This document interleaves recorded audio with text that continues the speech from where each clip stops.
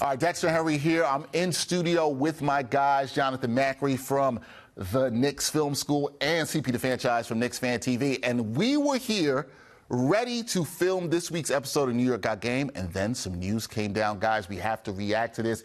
Adrian Wojnarowski dropped a Woj bomb. Dropped a bomb the Knicks fans have been waiting for. They've been wanting to talk about a trade. RJ Barrett, Immanuel Quickley, draft compensation, what looks like to be a second-round pick from the Knicks, going to Toronto, coming to New York, is OG Anunoby and Precious Achiuwa. This was shocking. None of us expected this. We just got the news. I want to get your guys' reaction on this. The fans want to hear this. CP, I'm going to start with you first. You hear this deal. What do you think about this? Is this a good deal for the Knicks? Stunned on many levels. Number one, because this was a guy who they targeted from last year, but no one really saw this coming through because of the relationship between the two teams, the lawsuit hovering over them, Masai Ujiri and Dolan, that whole angle. On top of that, it was hard to see RJ Barrett leaving this team right this second. He was in a potential deal for Donovan Mitchell. There was talks that maybe we would have some internal development here, but he has struggled. He did struggle as of late, and so maybe a change of scenery will do well for him. He goes back home to Toronto. I think that's great for him. The Immanuel Quickley situation, Quickley being stuck behind Jalen Brunson, not really having a path and seemingly wanting to go somewhere or have an opportunity to really showcase his talents.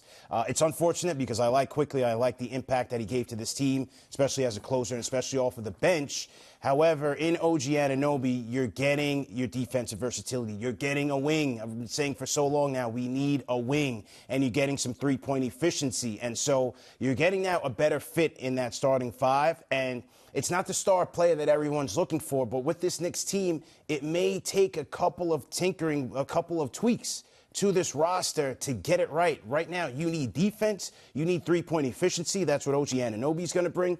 The Mitchell Robinson situation, you get Precious Achiuwa in this deal, and while he may or may not be the future, you need to address the center position now and for the future, because you have Mitchell Robinson, who's now an injury-prone player. They're not sure what the future holds for Mitch in this organization. So overall, I thought it was a great deal for RJ, IQ, and a second-round pick.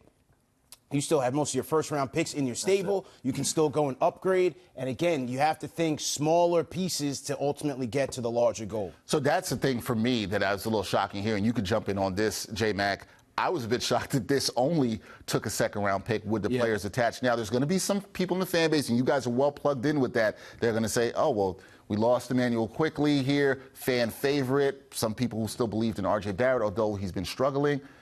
You seem like you're with CP on this. This is a good deal. You like this deal for the Knicks? Absolutely. So, look, and I want to start out by honoring any fans out there who are like, I have trudged through, to use the Shawshank term, 500 yards of you-know-what with this team over the last 20-something years.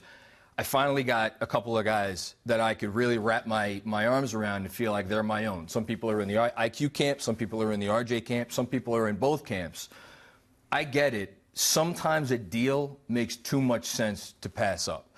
What did we hear about with the Donovan Mitchell rumored trade last summer? It's, can they get Mitchell but still have enough left over to get that other guy? In trading just these two players out for OG Anunoby and maintaining all of their first-round draft equity, as has been reported so far, we're going to go on the reporting that we have, that allows them to do that.